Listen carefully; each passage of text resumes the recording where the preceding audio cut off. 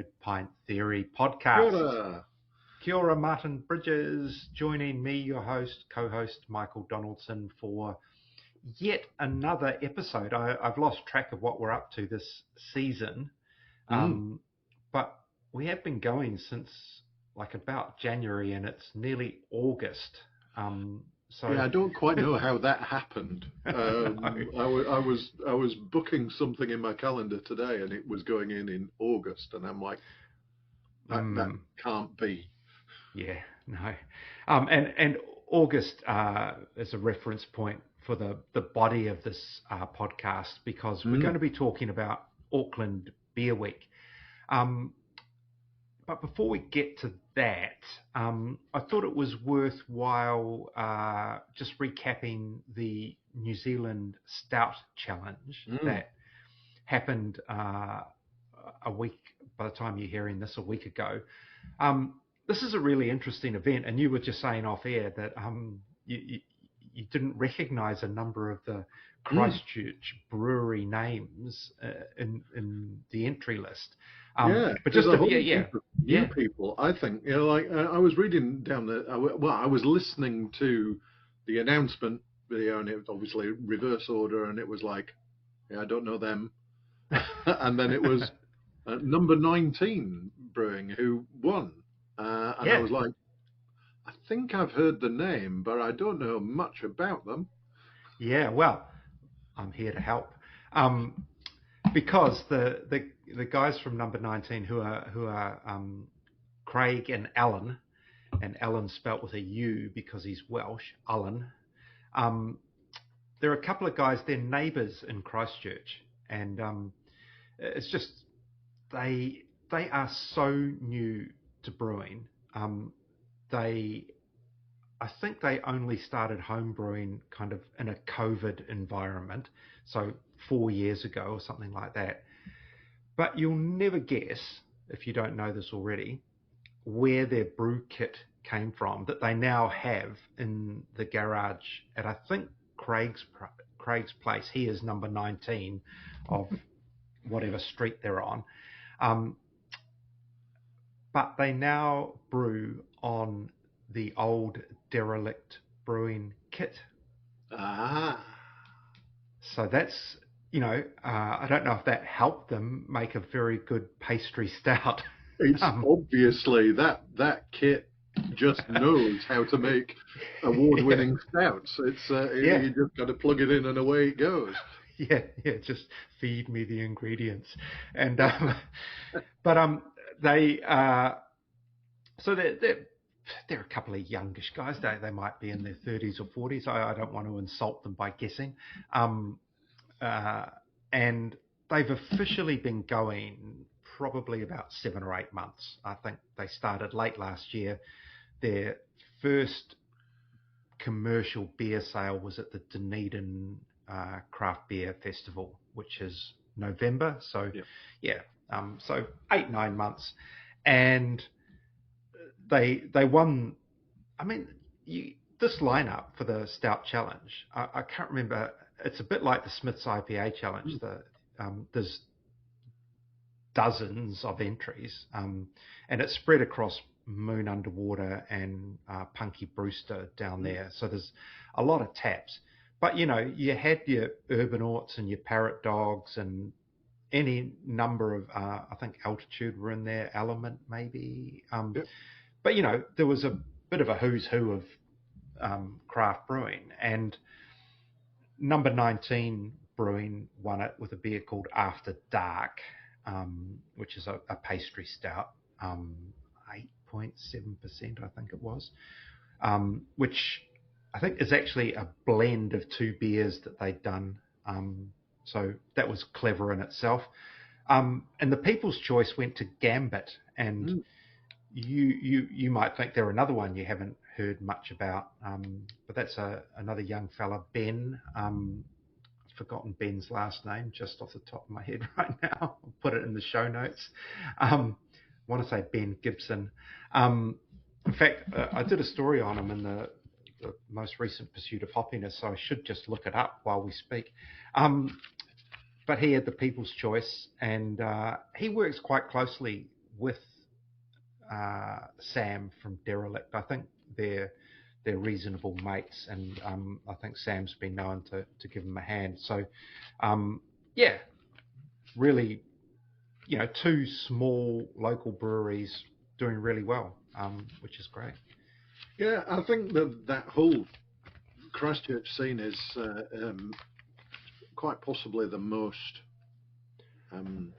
exciting beer scene in Aotearoa at the moment. I would postulate. So that's and I would love to go down for that festival sometime. I do like a good stout, particularly at this time of year, and those Moon Underwater and Punky Brewster are two awesome venues. So I must get myself down there one year. Yeah, I mean, it's interesting that you say that about Christchurch, and there's been a lot of media about the Christchurch rebuild post-earthquake and how things are really taking off and people are moving there. And I was having that exact thought a little while ago. So I've asked Tim Newman, who's the Pursuit of Hoppiness correspondent based in Christchurch. I actually asked him the other day to start work on a story about the vibrant Christchurch brewing scene. And there's been a lot of changes in it as well, with breweries buying each other, people moving, like Renaissance moving into the old Chinchilla, Old Eagle brewing, Bonnie Day starting up in Geraldine, there's Renegade, Gambit we've talked about, number 19. Lots of new breweries, lots of interesting things happening, and still really good stalwarts as well. Beer Baroness and Three Boys and Wigram and that lot. It's a great beer scene. It really is. So, yeah. And I know you're going to send out. We'll do a call back to Christchurch in the back half of the show. Stick around. It'll all make sense when you get there. But we're going to quickly switch cities, and we're going to talk Auckland Beer Week. Now, first of all, Martin,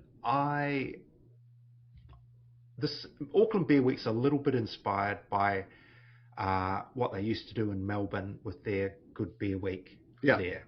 And you've been to Melbourne? I have not been to Good Beer Week. You haven't? I've been to Melbourne, but never managed to arrange to arrive at the right time. It has been kind of on my every year. I'm like, I wonder if I could arrange to be in Melbourne for Good Beer Week. And as we were saying beforehand, it's kind of gone on a hiatus a bit. It grew up around Gabs, the great Australian, which then became Australasian beer spectacular, amazing beer festival in Melbourne, and Good Beer Week turned into this huge series of events around Gabs, which, as you will hear from the interview with Maree Shaw, the organiser of Auckland Beer Week, that is where the inspiration came from. Yeah. And I mean, I was lucky enough to go once, and I sort of hung out with Jeff Griggs, another beer writer, doyen really of the New Zealand beer writing and judging scene, and Jeff and I had a great time. I can't remember how many years it was now, but it was such a buzzy atmosphere, and Gabs was such a great festival back then. I think it changed over the years and lost a bit of its luster, but we thank Melbourne's Good Beer Week for inspiring Maree to sort of launch. I think it's a really ambitious project that she's taken on literally by herself. She gets a little bit of help, but it's a one-woman show. And every year I'm really impressed by what turns up on the program, how professional it looks, how well organized it is, like logistically, and like the maps and the setting out of the times and everything. It's just so well done. And and she explains a little bit about how she makes that happen. But yeah, it's very impressive. I'm always in awe. It's one of my favourite times of the beer year in Auckland, because there are some great events, some unique events, and some like there are the yes, we're having a tap takeover, or we're going to do a special on beer and sausages. Beer and pies, but then there are some great individual opportunities, like Altitude Brewing, obviously being very successful over the last year or two, but to be honest, rarely seen in Auckland, because it's a long way from Queenstown to send beer. So there's an Altitude tap takeover at the BBC tasting studio for part of the week. So that'll be a great event for Aucklanders to get around. And I think it's just the opportunity to get out and about and experience some new venues, experience some different beers, and hang out with some great people. Yeah, look, if I was still living in Auckland, there would have been maybe 3 off the top of my head that I remember. I was trying to scroll through the program, but I better concentrate on talking. But one was the Karamu Barrel Works tasting. I think, getting a chance to try those beers from Daryl Bryant under David Moyner's careful and astute guidance, I think that would be really good. That's a ticketed event. The long lunch at Twofold, I really like that idea. I've attended a couple of the old Sunshine Brewing long lunches that they used to have in September, and it's just a great affair. So I think that's a good idea. And Twofold have also added a second beer and oysters event. I always kick off at dark beer and oysters at the Lumsden, which is a kind of a fixture on the calendar. But now we also have a second event at Twofold, which is doubly good. The other one, and at risk of going into egregious self-promotion on your behalf, but I would come and do an ice cream and beer matching or beer tasting event at Giapo, the famous in Auckland. I don't know how famous outside Auckland, but very famous gelato bar, award-winning, etc., etc.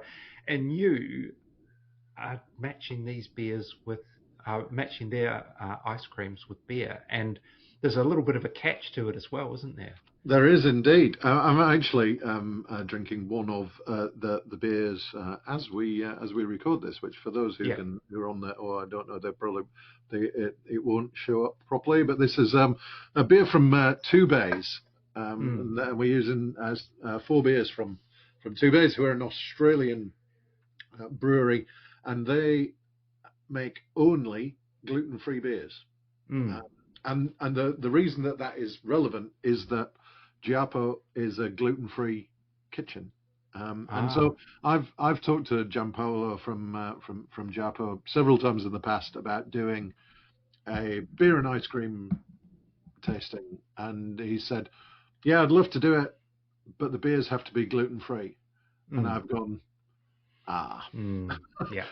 because the options were previously very limited. I know that Keraru make one, and Scots in Oamaru, but they haven't been the greatest.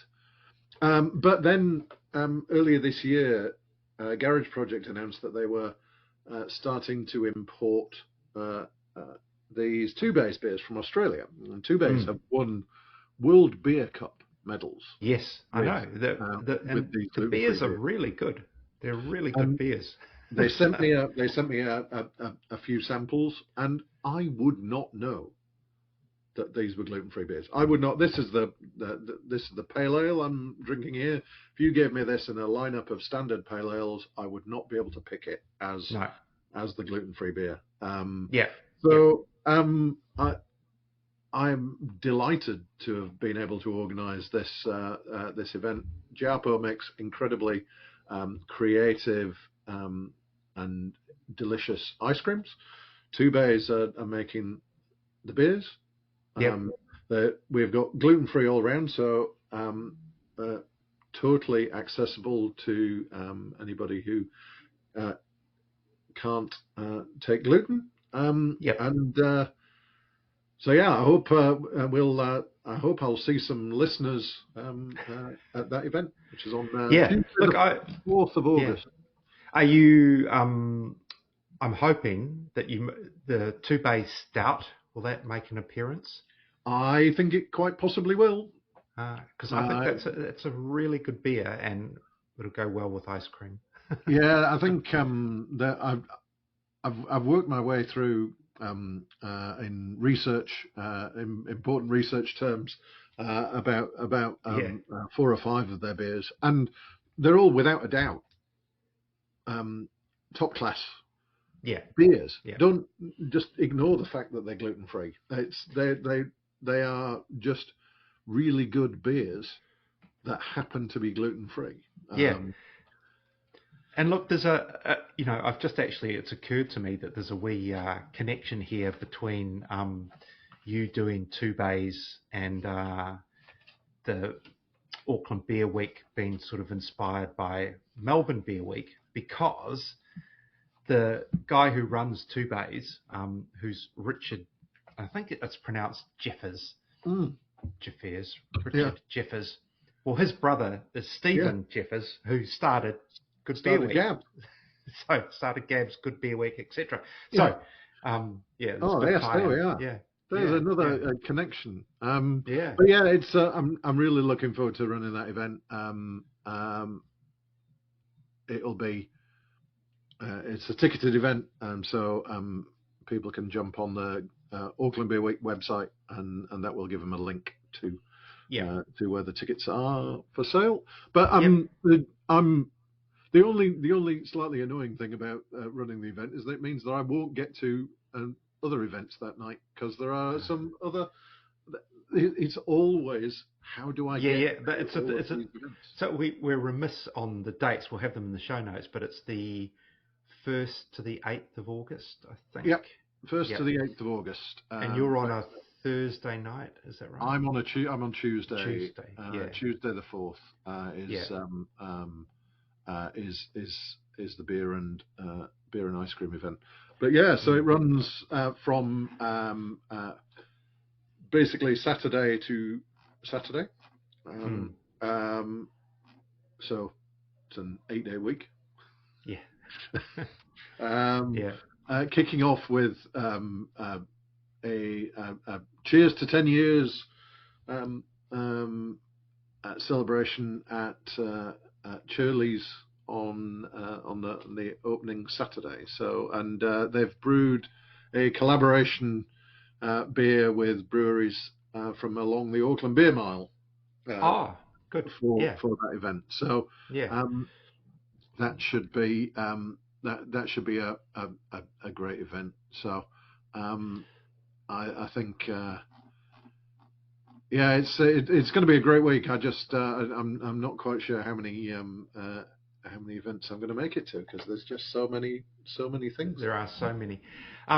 So I think that's probably a good point to cross over to your chat with Maree Shaw, and you go over a bit of her history, as the former president of the Society of Beer Advocates, and how Auckland Beer Week came about. So we'll do that now, and join you again on the other side. Kia ora, Maree. Kia ora, Martin. How are you doing? I'm doing okay. It's a sunny day. It's good. Yeah, it is. It's a bit of a thunderstorm last night, but that was fun. Yeah, that was fun. but a beautiful sunny winter's day in Auckland. And we're going to be talking quite a bit about Auckland in various ways at some point through today's chat. Yep. But I think we'll start off by really introducing you and kind of your. Well, let's start with how you got into decent beer. Where is the origin story? The origin story is quite nicely meeting my partner in 2004. Until then, I thought all beer tasted disgusting. And he introduced me to Max Copper Hop. It was a very tasty number, at least at the time. I don't know what my taste buds would think about it now. So we drank a bit of that and Monteith's Celtic back in the day. But I think the real turning point was when I discovered a one-off brew that Monteith's did, which was a Tripel. Again, I don't know what I would think about it now, but that introduced me to the Belgian styles, and I went down quite a long discovery process there. Yeah, I think it's interesting looking back at those days, because I arrived in New Zealand in 2007, and in terms of what we would now consider craft beers, there was very little. There was Epic were just getting going. There was Hallertau. There were some Three Boys, I think, around as well. Three Boys, Emerson's, but what we would, I guess, now call mainstream craft or craft adjacent or whatever you want to call it, the Max, the Monteiths, and so on, were producing some pretty tasty beers. What were some of the other ones that you remember from those times? Oh, obviously Epic Pale Ale. I was always either working adjacent to IT or had a lot of friends in IT, so I was introduced to Epic Pale Ale fairly early on. But again, I think Monteith's in particular they did a Doppelbock, and they had a few other seasonals that seemed to come and go. There was a bit happening at the time, so we definitely had a bit of that. Yeah, I remember the Monteith's Winter Ale used to be quite a pleasant beer. The Doppelbock,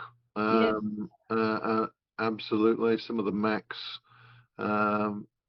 beers I remember, Max, the fresh hop beer, I was just thinking in 2009 we went to our first Beervana when it was still in the town hall, and the Max stand was fairly empty, but they had Brugelé on, which was the fresh hop. So that I remember that being really good. And I probably didn't register it at the time, but I was also introduced to either His or Her Majesty from Yeastie Boys at that same Beervana. Wow, yeah, that's going. Yeah. I remember I worked at at least one of the Beervanas in the town hall, and I remember working on the SOBA stand in the town hall. So SOBA certainly existed back then, and SOBA's been a bit of a running theme recently. We spoke to Greg McGill the other week on this podcast about his involvement in starting SOBA, and a bit of a spoiler alert, we're going to talk soon to Stu McKinley, who from the aforementioned Yeastie Boys, but also was involved in those early days of SOBA. So SOBA is kind of, you are part of the story of SOBA, I guess. Tell us a bit about how you got involved in that, and then kind of where that led to. I guess my first interactions with SOBA were the Friday night catch-ups that would happen in Auckland quite frequently. I met someone at a tasting who told me these Friday night drinks happened and invited me along. Oh, there's a bunch of cool people here, hang out. Eventually, probably took a bit longer than I should have, eventually signed up to SOBA. And yeah, it was probably a good few years of just going along to Friday drinks. We had a really, really good group of people around at the time that regularly showed up. And yeah, going down to Beervana in Wellington, it often coincided with the SOBA AGM. So we'd go along to that before the Beervana session, and I feel like there was always a small Auckland contingent sitting there in the corner grumbling that there was no Auckland representation on committee, but no one was doing anything about it, of course. So eventually I got sick of the grumbling and put my hand up one year to join the committee. So I was on the committee for a few years just as a general committee member. I think my role was to look after the regional coordinators. Ah, yes, I was the first Auckland regional coordinator. We weren't called regional coordinators when I started. We got that highfalutin title later on, I think. But and then I was doing both. I was both on committee and doing the regional coordinator work for Auckland. It was a lot easier when I was regional coordinator because we only had like about 3 or 4 venues that I could possibly take people to. But I think you kind of came along as that kind of expansion of number of breweries, number of venues, and so on. So that must have been a pretty interesting time to be involved with SOBA. Definitely. When I first joined committee, Dave Wood had just stepped in as president. There were people like Shane and I'm blanking on who else was on committee. Sorry if they're listening. But there was a good core group of people who had been on committee for several years, and then a few of us newbies. And at that time, we were still trying to get through some of the policy stuff, which I guess isn't that exciting, but getting a lot of core foundational things in there, setting up things like the regional coordinator portfolios, festival portfolios, things like that, really set things in a good place for when I eventually stepped in as president. Yeah, so how did that come about? The first female president of SOBA. Much like the joining committee, it was, oh, no one else is putting their hand up to do this, so should I do it? Do I want to do it? And I think Dave and probably Greg and a few others convinced me, yes, I should. I did put an ultimatum out to all my fellow Auckland SOBA members that someone was going to have to pick up that regional coordinator role because I was no longer going to do both. Yeah, that probably would have been a bit much. So I think that was probably maybe the high point of SOBA. Certainly in terms of activity and membership and so on. Yeah, we around the time. We were at about 2,000 members when I was president. So I think that was roughly the peak. Yeah, because I think that, as you were saying, you've kind of been putting processes and policies and stuff in place. It felt like SOBA had grown up a bit, you know. That that there was this. Initially, it had been this organised, but still slightly ragtag kind of activist type organisation. But then in the, well, I guess that must have been probably the early 2010s, was it? Or whatever we call that decade, where craft beer in general in New Zealand was on this huge growth. We had kind of new breweries popping up all the time. A lot of the big names that we know now were starting around that time, and so they kind of rode that wave. Do you think? There was definitely that element. I think we still struggled, and to some extent, I would say there's still the same challenge out there about some of the regions. There are obviously some regions who are doing extremely well, and they're very lucky to have some of our favourite breweries tucked away in them. But there are still spots in Aotearoa where you can't find a nice beer.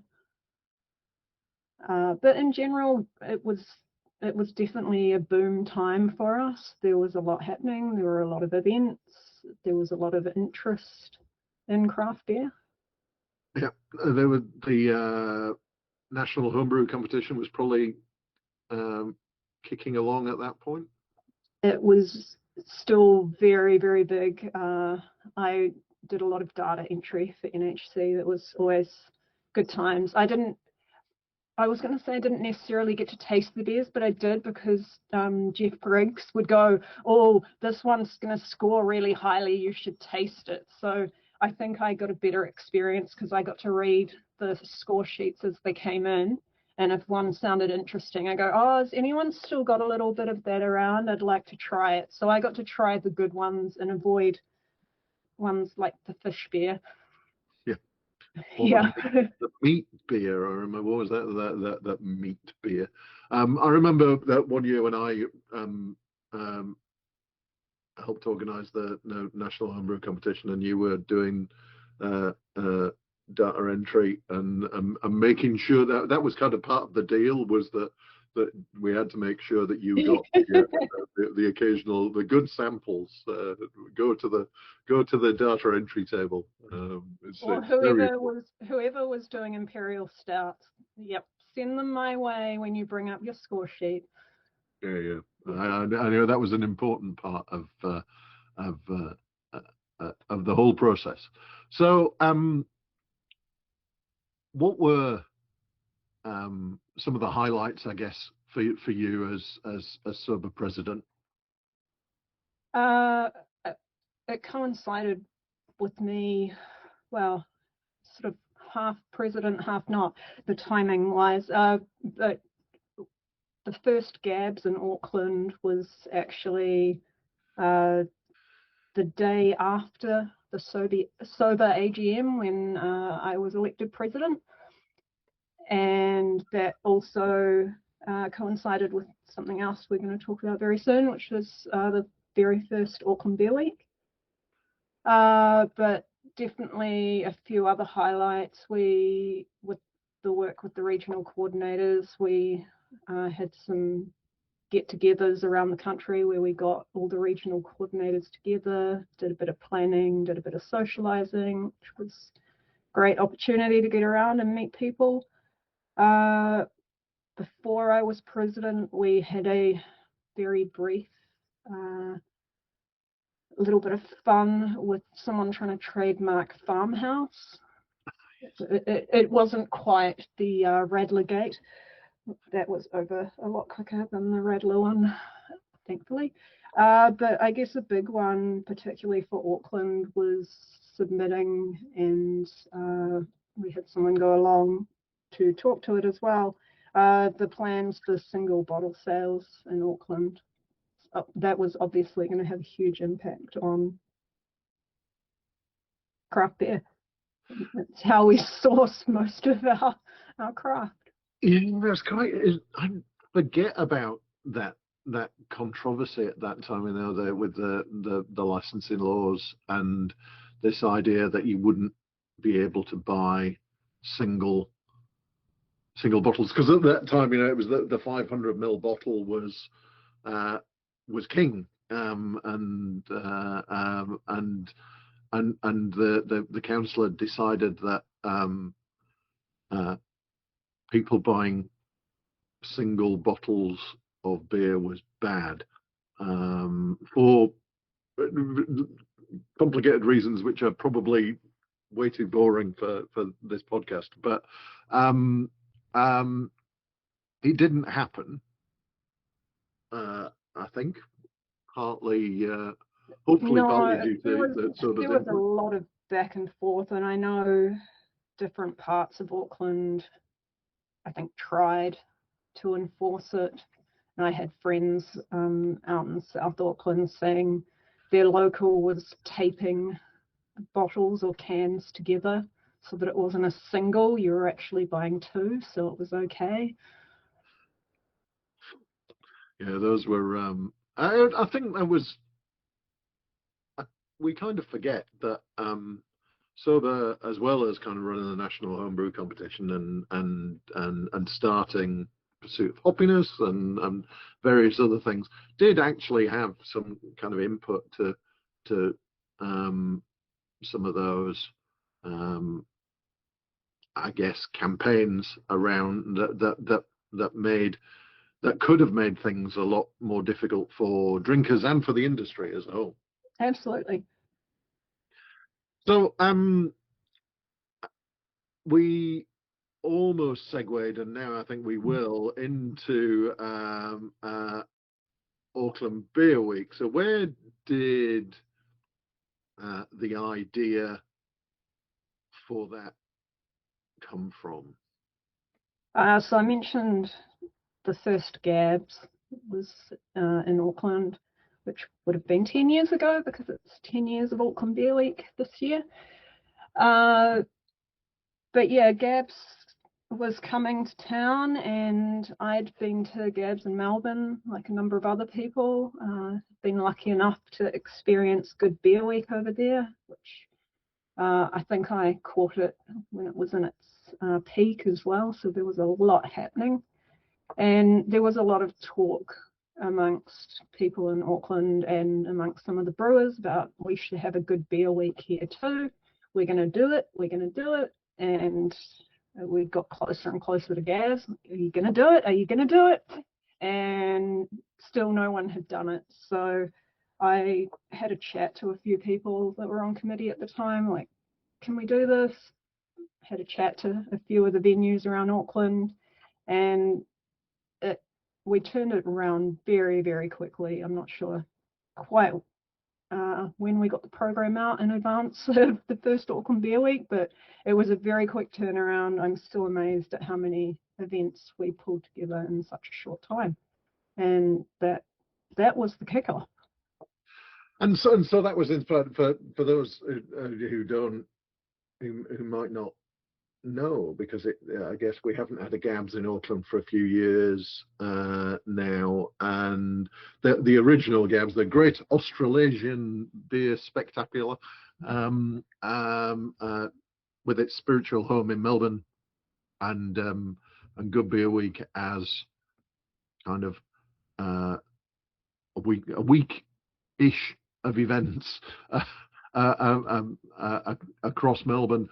Gabs obviously spread across different states in Australia and then over here. So what happened in that first beer week? How many events roughly do you think we had in the first beer week? I really should have looked at the program, because I do still have one floating around somewhere. Let's say there are about a dozen. Might have been a few more. Bit foggy on the details at this point, but certainly one of the big draw cards was that with SOBA's support, we had buses running to get everyone to and from the city. to Green Lane, which was where Gabs was being held. It was very, very popular, especially for the day sessions. You'd finish up on the Saturday, and then I think we dropped everyone at Vulture's Lane. And I want to say it was 3 wings with beer or something like that, but it was good times. Good times on the bus back to the city. I remember I remember those buses picking up around the back of what was then Britomart station and running out to Green Lane, and that was I think since then, that's 10 years now. We're celebrating the 10 years of Auckland Beer Week, and it isn't just you, is it? But it kind of feels like it's primarily you that has kept it going for 10 years. I am the chief cat herder. So I do have some help from a couple of people. My good friend Nick came on board several years ago doing the design. So the printed programs that you see, he does all the design and artwork for that, and also the posters. And then Phil Murray from Bureaucracy helps me out in terms of renewing the domain, making sure the website's up. I still do all the data entry for that, which is quite painful. And yeah, he also organises the printing of the programs for me. But the rest is me herding cats, as I like to say. And it's quite a long process putting together Auckland Beer Week. How far back did you? So for this year, how far back did you start? I hope that I started emailing February, March. Some years I'm better doing it sooner than later, but I do try in the first part of the year to at least give everyone a heads up about dates, and to start thinking about it, so that when I then put a call out in April, May to say this is going to be your deadline, they've at least had some pre-warning. No matter how much warning and deadlines I enforce, there's always some panic a few days after the deadline. Can I still submit an event? Is it too late? Brewers are notoriously really good at making beer, not so good at being organised. Correct. I do feel like this year's been slightly better than some other years. There were only a couple of panicked late-minute responses. So kudos to anyone who sent me events this year and got them in on time. So we said this is the 10th anniversary. You've managed to run Beer Week every year for 10 years, and the observant among us will realise that also means there was a Beer Week in 2020. When the world was a bit of a different place. I have a feeling I was about to send out my heads up, these are the dates, right before we went into lockdown. So then it was okay, might put a pause on that. I don't know if I had to change the dates or not, but somehow we were out of lockdown, had Beer Week, and then a week later we were going back into lockdown. If I just planned the dates slightly differently, it might not have happened. But it did. It did. And it was, I think it was especially sweet because, you know, we'd been in lockdown, and we got, not only did we get to go outside, but we got to go and have beers with other people, and there were events. There were, and I think it was also a bit of a turning point for Beer Week, because obviously Gabs couldn't happen due to COVID, and it proved that Auckland Beer Week could be its own standalone event. I'd been starting to have those discussions with people. We thought it might be able to be its own thing, but that really proved that no, this is an event in and of itself. It doesn't need Gabs to be its anchor at all. And in some cases, I know people preferred having them separately because they only got so many passes to go out in a week to have some beer. So they were often using it up on Gabs and couldn't get to a lot of the Beer Week events. And I think also for the breweries, it was a bit of a challenge having it with Gabs, either at the beginning or the end, because there was a lot of focus for them, for breweries on Gabs and not wanting to think about doing other events as well, and also for the venues, like who would organise an event when people were going to Gabs. I think I absolutely agree that when it was forced to separate from Gabs and to become a standalone thing, and obviously Gabs hasn't come back, it was the making of Beer Week. What for those listeners who are not based in Auckland, or even those who are based in Auckland who are not really aware what Beer Week is, tell us a bit about kind of in general what is the structure, what kind of things happen, and then we'll talk a little bit about kind of this year's, I think. Yeah. So I do call it Auckland Beer Week, but it usually ends up being anywhere between 8 to 10 days. Like to be generous, throw in a few extra days. But it's a collection of events at different venues all across Auckland. We're very liberal with the boundaries as well, so we're quite happy to include Warkworth. I think a couple of years we had Matakana in there. Another year we had a bus trip up to Waipu. So yes, we're quite generous with what we consider Auckland, and one of our long-standing sponsors is McLeod's. So we just consider them part of our whānau. and even the Hamiltonians as well. Yes, and I think one year we did do a bus trip down to the City of the Future. Oh well, yeah. Well, the least said about that, the better. So yeah, it's a collection of events, and these events can vary from. Back in the day, some of these things seemed really outrageous and creative, and now they're sort of every other weekend at a beer spot or somewhere. But one year there was tattoo and beer. Seemed crazy at the time, but yep, I see it happening all the time now.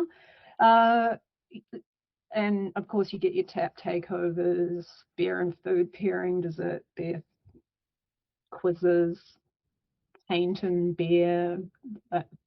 It's always an interesting variety each year. There's something different. And it's a good combination I like as well, between events that are run all week, that are just kind of something special on every night during the week, and then the kind of the focused one-off events. Yep. So the week-long events, just pain for me to do the data entry on the website. I always like to complain about that one. No, they're great. So those, I think, are really good opportunity just for people at their leisure to get around some venues in Auckland and enjoy some beers, and then you can pair those with the one-off events. Yeah, and what I like about one of my favourite things about Auckland Beer Week, and I really look forward to it every year, and I am so grateful that you continue to drive it forward. But one of the things that I love the most about it is getting to venues that either I haven't been to before or that I haven't been for a long number of years. And I remember, I think last year I took myself out to Titirangi to the Shirley's Rise at Titirangi, and that was a first for me. I think the year before was I went to the Birdcage for the first time in probably 10 years, and I think it's great just to kind of get people to go to new venues. I remember doing music bingo with you and your mum at the Birdcage one beer week. Yeah. I think that's always a highlight. I think that I've said this to people, and I don't want them to take it the wrong way. What I really like about it is that it's kind of lowish effort for venues to, you know, to be part of Auckland Beer Week. There is not I don't want to minimise the effort that goes into it, but it is kind of at the lower end of, you know, they're not having to build everything around it. Is that what you think? That's probably why it's sustainable and why it's still been going for 10 years. Also, me, not always reluctantly, but some years slightly reluctantly continuing to do it. But yes, there's not a lot for venues to do. They obviously need to come up with the event, they need to run the event, but they don't have to pay to be part of Auckland Beer Week. They send me the information, I collate it into the program, we distribute them around. It's getting publicised at every venue that's participating that you're holding an event. Thankfully, we do have some sponsors. We couldn't, now that SOBA's no longer around, we couldn't do this if we didn't have sponsorship. But again, it doesn't take a lot. And the more sponsors we have, the more that spreads the cost around. But it is quite a minimal cost. Shout out to Behemoth Bureaucracy and McLeod's for jumping on board this year. Yeah, no, I think that's awesome, and that's actually a kind of a trigger as to, I have said several times that I really hope that somebody somewhere else in the country listens to this and goes, I could run Dunedin Beer Week, or Christchurch Beer Week, or even Wellington Beer Week. You know, there's a whole heap of people out there who could follow the model. What do you think is the what's the secret? You need someone who is going to volunteer their time, be stubborn like me, and continue to do it year after year. But really, start simple. You can make it as big or as small as you want. Again, you only need minimal funds to get it going, but the more sponsorship funding you can get, the more you can do in terms of advertising and getting the word out there. So that's really the limit, but it doesn't take a lot to email venues and get them to contribute an event. And I think it's really important that it's tough times for the industry, for hospo, for breweries, and I think something like Auckland Beer Week is a really great boost for them. What do you think is the kind of the state of the industry, particularly in Auckland at the moment? I think, like a lot of us, the industry's probably hanging out for CRL opening. That's definitely going to boost accessibility to a lot of the venues, and I think that is something Auckland struggles with in general, but definitely in terms of beer and getting people together, getting people out, is just being able to get around and travel. You don't want to be driving a long distance if you're having a beer. No. I think it's a really good point. I think that the City Rail link will hopefully re-energize downtown Auckland. I actually kind of feel that the suburbs are not doing as badly. You know, I think that there are some, you know, the beer mile seems to be doing pretty well, and there are good suburban bars, but downtown Auckland seems to be really doing it tough. Obviously, we've lost a number of venues, including the aforementioned Vulture's Lane, a few other venues gone over the last year or so. So and it is tough. It's great having these local places, and I'm forever grateful that I have a beer spot now in walking distance from my house. It's fabulous. But it does make it harder for us to connect with everyone else. We don't have that same community we did 10, 15, even maybe 20 years ago, when we were meeting up on Friday nights to have some sober drinks.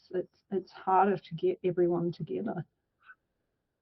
Yeah, I think that's one of the other good things about Auckland Beer Week is that you do get people, you do bump into people around different venues. You know that there's a good chance that you're going to see people in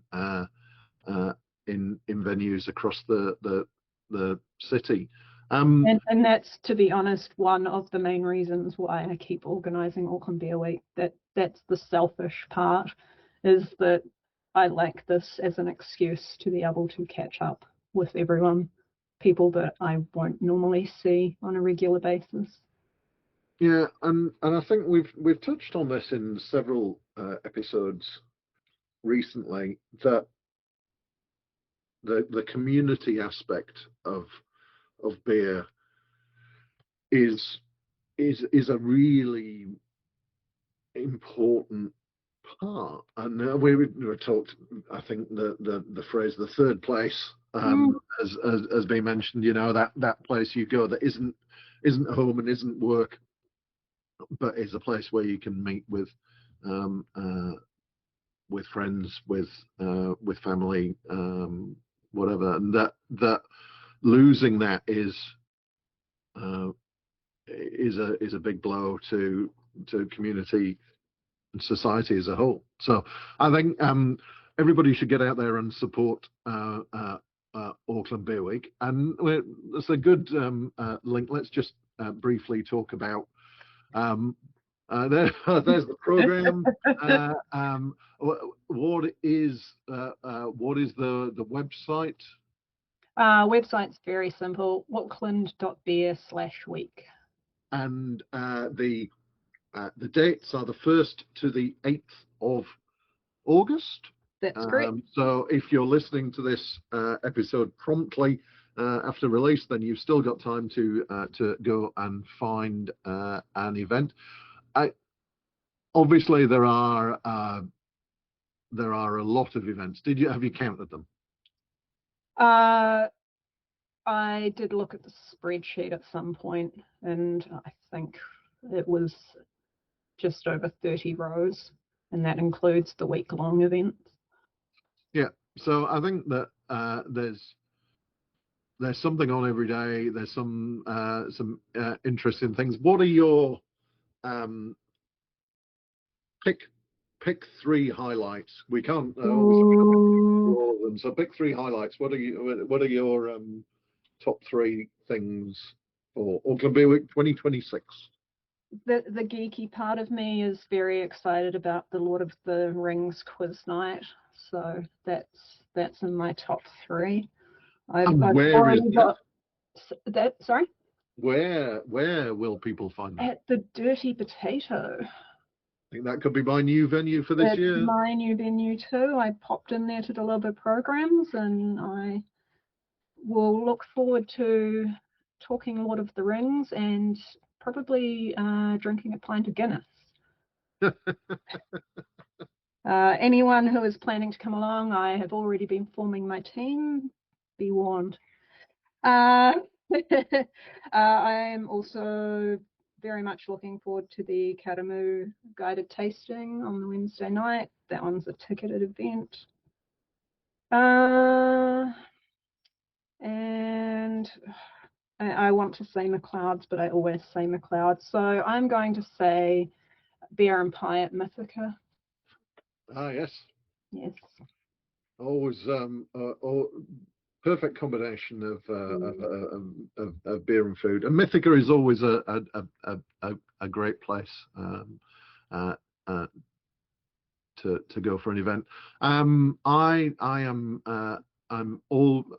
looking forward to having 2 oyster events yes. this year. I'd like to say I organised that for you, but thank you very much. Thank you very much, Maree. I always look forward to. It's traditional that I kick off my Auckland Beer Week adventures every year with dark beer and oysters at the Lumsden.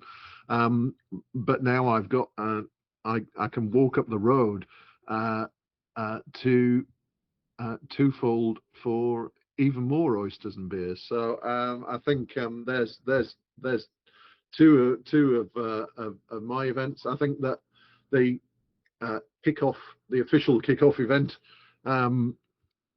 at Churley's on the opening Saturday will also be a good time. And there are just so many. There are so many things. We can't mention them all. But we will encourage people to get out there, support these venues, support these breweries, support the sponsors, support Auckland Beer, and tell a friend. And tell a friend. If you're not in Auckland, tell your friends who are in Auckland. And if you are not in Auckland, then start organising your own event. I would love to travel to somewhere for a beer week. Just before we wrap up, do you have any thoughts for what you would like to see in future Auckland Beer Weeks? I know what you want to see, and I'm fully supportive of this, having experienced it in Melbourne for Good Beer Week. And that's Pint of Origin. So I definitely think we could make that happen. We just need everyone to get on board. So I'm not sure how it runs now, but when I went many years ago in Melbourne, there were different venues scattered across the city, and each one was showcasing a brewery or beers from a state or territory in Australia. So I think we could definitely do that in Auckland. We've had some events that have gotten close, but not quite widespread, and it'd be nice to be able to trip around different parts of Auckland to have some beers from different towns. Yeah, I'm all for that. I think obviously Australia has a bit of an advantage in that they have size and number of breweries and so on. And Melbourne's a bit of a bigger city than Auckland, but we start small. We can get a tap takeover in different venues with different cities. Exactly. There's an altitude tap takeover this year, so we just need a few more of those scattered around. Yeah, let's hope that Auckland Beer Week 2027 includes. Can we call it Pint of Origin? I don't. I think we'll have to talk to the Crafty Pint, our dear friends at the Crafty Pint podcast, who organise Pint of Origin. Or I'm sure we can come up with our own Kiwi spin on it. I think it might not make as much sense to New Zealand beer drinkers who aren't fans of rugby league. So we might need to come up with another name. Anyway, I guess outside of that, I'm glad this year we're a bit more spread out again. We've got the North Shore back in the program, but always like to have new venues involved and spread the love a bit more. I don't necessarily think we need to get any bigger. We talked about sustainability before, and I think it's at about the right level. More venues, yes, maybe not more events, because people can only get to so many and only have so much money to spend on beer. Yeah, I think that's a really good point, is that yes, it would be awesome to have loads of events, but I know I've struggled in the past with there are 4 things on that night, and I'd love to go to all 4 of them, but I can't be in 4 places at the same time. It does feel like this year it's kind of spread out a bit more, which is which is great. But yeah, I am really looking forward to the first week of August and ping-ponging around the city, trying to get to as many events as I possibly can. And I thank you again for continuing to drive this forward. And as I say, thank you to all the venues and breweries and sponsors that make it happen.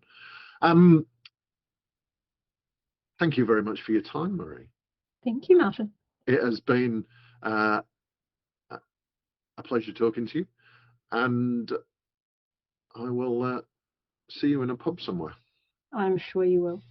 Well, thank you, Martin. And I wanted to pick up, and we were going to circle back to Christchurch, and in that interview you were sort of making the call for other centres to come up with a beer week of sorts. And you think Christchurch is a good starting point? I think Christchurch is an excellent starting point, because as we've said, there's a whole heap of breweries there, and there's a whole heap of venues. And it's pretty accessible. It's pretty easy to get around. Oh yeah. So I reckon that I hope that somebody who's listening to this will take the bait and start Christchurch Beer Week. I promise that I will come. If somebody out there starts Christchurch Beer Week, I promise I will visit and sample some of the events. But because I think there are lots of places that could do it. I think we were saying before, there have been some similar events. We remember the Road to Beervana used to happen, and in fact they did kind of Road to Beervana in multiple cities, at least once, I think. But that was kind of like a shortened kind of it was like Wednesday, Thursday, Friday, kind of leading into Beervana. But I think this type of event, I think Maree has established a really good template here, which people could roll out elsewhere. Yeah. I mean, I just thinking of it off the top of my head, I do think, say in the lead up to the Great Kiwi Beer Fest in, January in Christchurch, you could have something building up to that.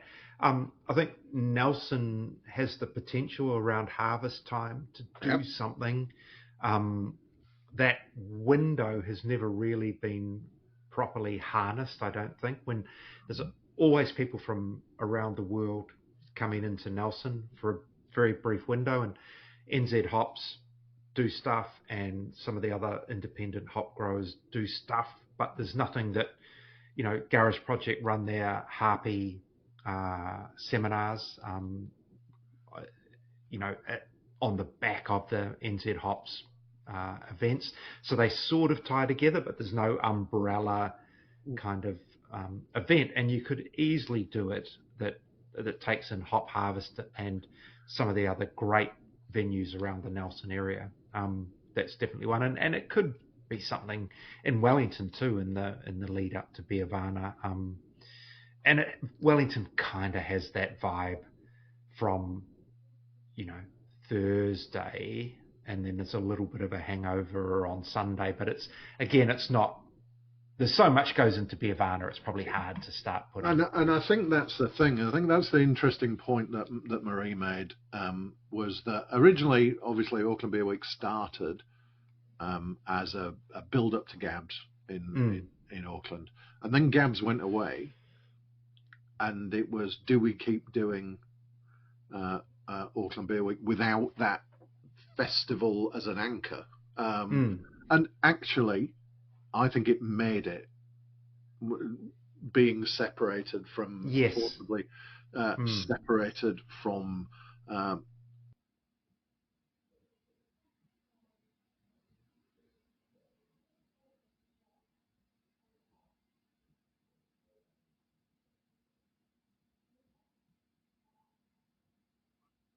Yeah, that's all right. It worked. We'll go back to wine. Yeah. So yes, you wind back a little bit. Yeah. So just start that again. You said because I was talking about Beervana and leading up to an event, but Beervana's busy and hectic enough. Yeah, and I think that obviously Auckland Beer Week started as a build-up to Gabs, with Gabs at the end of the week. But then Gabs went away, and the question was, does Auckland Beer Week stand on its own 2 feet without Gabs as the anchor? But actually, I think it improved Auckland Beer Week. It was the making of Auckland Beer Week to not have that, because as Maree says, drinkers only have so many nights in a week they can go out.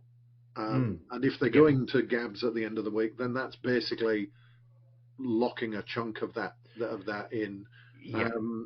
And brewers as well, I know particularly with something like Beervana, the commitment for them is huge. So asking them to do Beervana and do some other stuff on the nights before that is probably a bit of a stretch. So I actually think that these kind of events work better without a anchor festival. I would love to that's see, a good point. If there was a Wellington Beer Week, do it in June, or some other, maybe not in June because the weather is going to be terrible. Do it in April. And move the Malthouse West Coast IPA Challenge, because that's the other thing. You could have something in Christchurch that has the NZ Stout Challenge as part of it. Even Queenstown with the Smiths NZ IPA. They're different events, not big festival event, but an event nonetheless. On that note, I thought we'd just have a quick look ahead to the next pod, because we will be taking in the Malthouse West Coast IPA Challenge and the New Zealand Beer Awards. Which are rapidly next week coming up on us. So because it's New Zealand Beer Awards one weekend, and then the Malthouse the following weekend. So we might not get both into one pod. We'll see. See on the time. I think we might need to do the beer awards and then pick up on the. I think you're right. The West Coast IPA Challenge. We'll want to get the news out while it's fresh. That's right. And the listeners, you're privy to our organisational meeting here. As you can see, it's a very high-functioning office. Anyway, that, I think, is that for this week. And if you are in Auckland, do your best to get to some events. If you're not in Auckland, I don't know, you could think about going, I guess. Yeah. You've got time. Yeah. Absolutely. 1st to the 8th of August, there's something on basically every night. Yep. And during the days, there's some events that are kind of not quite 24/7, but yeah. Yeah. While the venue is open, there's an event on. So yeah. It's definitely worth a visit. And if any of our listeners are coming up, look out for me. I'll be at as many events as I possibly can. Yep. Snaffling the oysters. Definitely. If you're anywhere near where there's an oyster event happening, I'm probably in the vicinity. Very good. All right. Well, you enjoy it, and listeners, if you're going, enjoy it as well. Thank you. Cheers. The Third Pint Theory is recorded, edited, and produced by myself, Michael Donaldson, and Martin Bridges, the Beer Bigwig. You can find past episodes on Spotify, Apple Podcasts, YouTube, and all the other podcast platforms. If you've enjoyed this episode, remember to subscribe so you never miss an episode. And please leave us a comment or rating. It really helps other beer lovers find the show. You can also find us on socials. We're third.pint.theory on Instagram and at thirdpinttheory.bsky.social on Blue Sky. Don't forget to check out what we're up to outside the podcast. You can read my latest articles, reviews, and news in the Pursuit of Hoppiness magazine at hoppiness.co.nz. Plus, you can sign up to my weekly beer news email, Friday Night Beers, at hoppiness.substack.com. And if you're a brewery, bar, or restaurant owner looking for help with making the most out of craft beer, you can get in touch with me at martin.bridges@beerbigwig.com. I can help you with beer lists, events, tastings, or other ways to help you make better beer decisions.